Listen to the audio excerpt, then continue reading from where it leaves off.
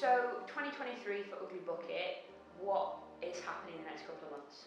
So for Ugly Bucket, Good Grief is back. It's back for its second UK tour after a really incredible Edinburgh Fringe sellout run. We kind of almost saw Edinburgh feeling like that'd be a climax for Good Grief, when really what we've discovered is that actually it's been the beginning of a whole new chapter for Good Grief. The reason that the show is back and that the show is still touring is because clearly there's still a need to talk about death, and you know, grief isn't going to be this kind of trendy topic. It's a way of life, and it's this unavoidable thing that we're all going to experience in some way or another. So there is always going to be a need to find new ways to unlock this processing and these emotions.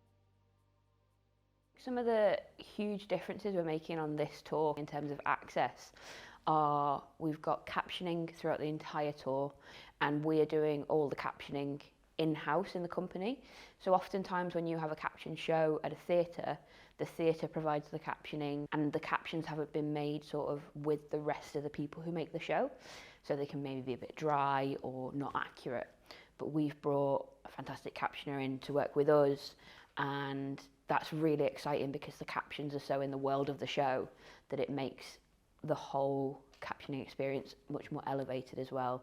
And like even the colour of the captions and where the caption box will go on the stage is all part of the show.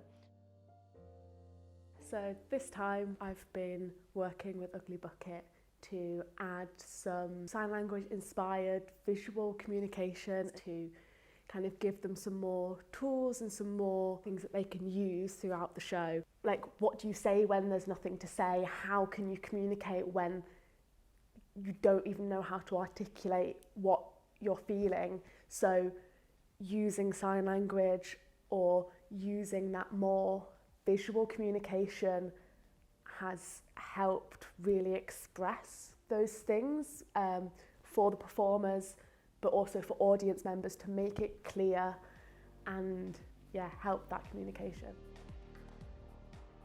There's two parts. You have the performance element, which reflected a lot of those sounds, and then with the captions we've gone through, and sometimes it's so hard to try and find like the perfect word of that, like whirring, droning, whatever the noise is, find the best way to say that. And we've been going through, and words don't look like words anymore sometimes. We've just been going through, but I think it's definitely worth it, and we've got a way of representing the sound onto the captions. And yeah, I'm really happy with it, and it's been such a good way to work. So with the Untapped award with New Diorama, part of that award was getting a playtext published of your show. How do you make a playtext for a silent clown show?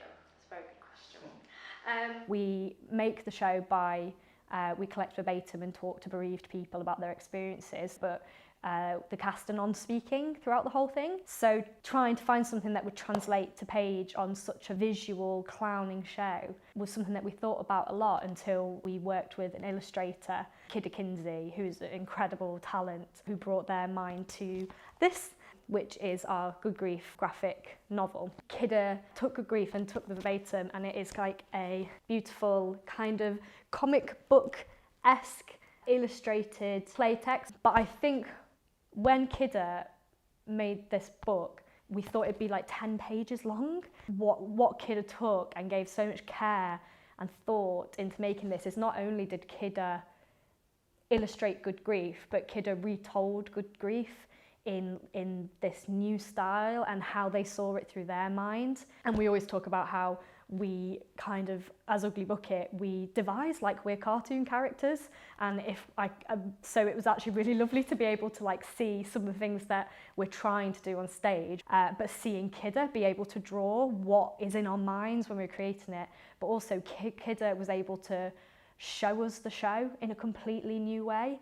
And what's kind of been really beautiful about this book is that the show was created, which inspired the book, which has re-inspired the show. And like I said, when we're still developing, there are things in this book that we've taken and we've changed parts in the show because we've fallen in love with parts of this book. And that's why I think it's really special.